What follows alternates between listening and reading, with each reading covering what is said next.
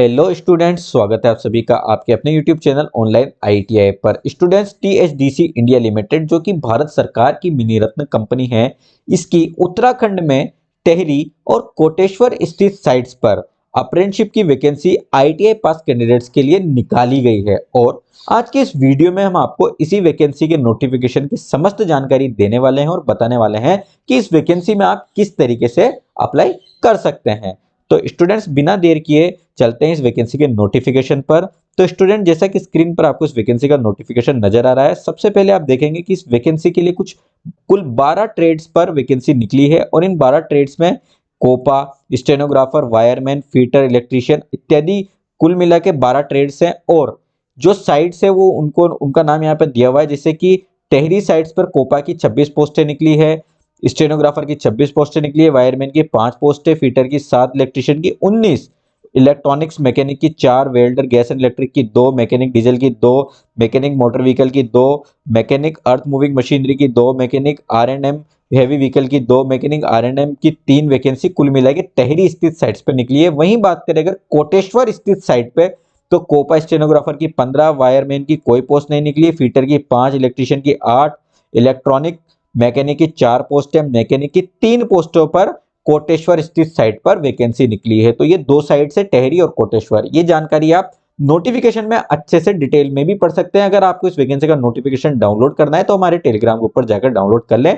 Telegram group से जुड़ने का लिंक इस वीडियो के डिस्क्रिप्शन में आपको मिल जाएगा। अगर बात करें इन वैकेंसियों में अप्लाई करने के लिए क्या एलिजिबिलिटी मांगी गई है, क्या योग्यता आपके पास होनी चाहिए उनकी, तो सबसे पहले कैंडिडेट को 10th पास होना जरूरी है। ठीक है, 10th पास की परसेंटेज यहाँ पर नहीं दी गई तो कोई भी 10th पास कैंडिडेट अप्लाई कर सकता है। साथ में आपकी आईटीआई पास होनी चाहिए और आईटीआई जो पास है कैंडिडेट, उनकी आईटीआई 2018, 2019, 2020, 2021 और 2022 इन 5 ईयर में कंप्लीट होनी चाहिए। अगर आपका रिजल्ट 2018 या 2022 के बीच में आया है तो आप इस वैकेंसी के लिए अप्लाई कर सकते हैं।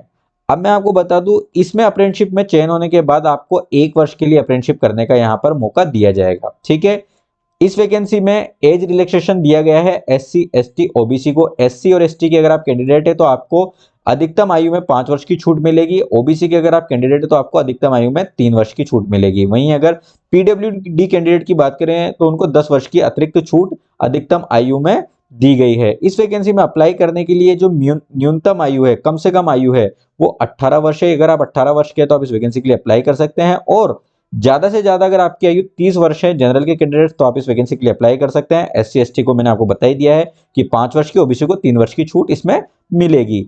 स्टाइपेंड यानी मंथली आपको इस वैकेंसी में चयन होने के बाद कितने रुपए मिलने वाले हैं, तो मैं आपको बता दूं कि 1 वर्षीय ट्रेड वालों को 7700 रुपए मिलेंगे इसमें। और जो 2 वर्षीय ट्रेड वाले हैं जैसे फीटर, इलेक्ट्रीशियन, तो उनको 8050 रुपए पर मंथ स्टाइपेंड चयन होने के पश्चात मिलेगा। ठीक है, अवधि 1 वर्ष की रहेगी। आगे मैं आपको बता दूं कि अगर आपका परिवार टीएचडीसी के प्रोजेक्ट से इफेक्टेड है, आपकी कोई जमीन अधिग्रहित हुई थी, किसी प्रकार से आप इफेक्टेड हैं, आपका परिवार इसमें काम करता है, तो आपको सिलेक्शन में अतिरिक्त छूट दी जाएगी। ठीक है, जो ये आपकी क्वालिफिकेशन है जो मैंने आपको बताई 10th और प्लस आईटीआई, ये आपकी आईटीआई अंतिम तिथि अंतिम तिथि से पहले कंप्लीट हो जानी चाहिए। इस वैकेंसी में अप्लाई करने की अंतिम तिथि भी मैं आपको बता दूं 30 दिसंबर 2022 इस वैकेंसी में अप्लाई करने की अंतिम तिथि है। तो इसी डेट से पहले आपकी आईटीआई कंप्लीट हो जानी चाहिए। किसी प्रकार के अवेटेड रिजल्ट वाले कैंडिडेट्स को इसमें कंसीडर नहीं किया जाएगा, वो अप्लाई नहीं कर सकते हैं। ठीक है, आगे मैं आपको बता दूं कि अगर आप कहीं से फिलहाल अप्रेंटिसशिप कर रहे हैं या फिर कहीं अप्रेंटिसशिप कर चुके हैं तो भी आप इस वैकेंसी के लिए अप्लाई नहीं कर सकते हैं। अब बात आती है इस वैकेंसी में सिलेक्शन के प्रोसीजर की, सिलेक्शन किस तरीके से किया जाएगा। तो इस वैकेंसी में सिलेक्शन के लिए ना तो कोई एग्जाम होगा, ना ही कोई इंटरव्यू होगा। केवल आपके 10th के जो मार्क्स हैं और आपके जो आईटीआई के जो मार्क्स हैं, इन दोनों मार्क्स को कॉमन करके आपकी एक मेरिट बनाई जाएगी। अधिक अंक जिन जिन कैंडिडेट्स के होंगे उनको फाइनली शॉर्टलिस्ट कर दिया जाएगा और उसी फाइनल मेरिट के आधार पर सिलेक्शन कर लिया जाएगा। ठीक है, अब मैं आपको बता दूं इस वैकेंसी में आपको अप्लाई करने के लिए क्या क्या डॉक्यूमेंट्स की आवश्यकता है। सबसे पहले आपको आपकी 10th यानी एसएससी की मार्कशीट की आवश्यकता है। ठीक है, इसके बाद आपको आईटीआई की मार्कशीट चाहिए, उसका सर्टिफिकेट चाहिए।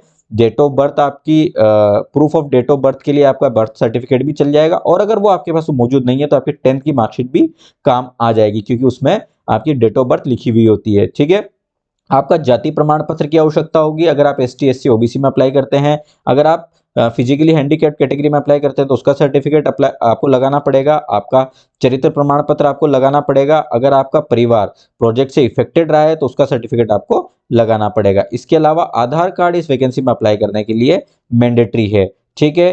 अंतिम जो आपको डॉक्यूमेंट लगाना है वो है अप्रेंटिसशिप इंडिया पर हर कैंडिडेट का रजिस्ट्रेशन होना जरूरी है। जैसे कि आप सभी को मालूम है कि किसी भी अप्रेंटिसशिप की वैकेंसी में अप्लाई करने के लिए अप्रेंटिसशिप इंडिया में रजिस्ट्रेशन होना जरूरी होता है। तो उस रजिस्ट्रेशन की जो फाइनल रजिस्ट्रेशन नंबर की प्रिंट आउट है वो भी आपको इस वैकेंसी के फॉर्म के साथ लगानी है। इस वैकेंसी का जो फॉर्म है वो आपको ऑफलाइन भरना है।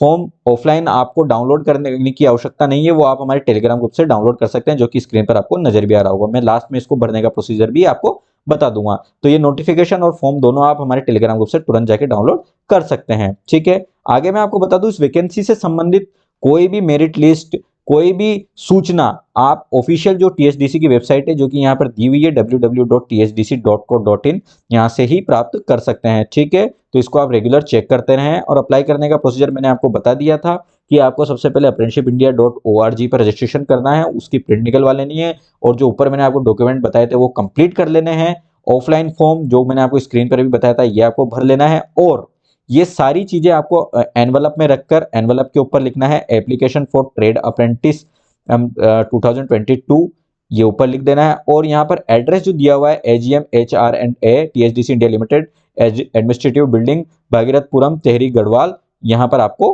पोस्ट कर देना है। ये जो पोस्ट है ये अंतिम तिथि जो कि मैंने आपको बताई थी 30 दिसंबर 2022, इससे पूर्व यहाँ पर पहुंच जाना चाहिए। तो आप इसको तत्काल फॉर्म की प्रिंट निकाल के फॉर्म को भर के डॉक्यूमेंट लगा के यहाँ पर भेज सकते हैं। वो योग्यता मैंने आपको बता दी थी। अब सबसे पहले आप इस फॉर्म को देख लें।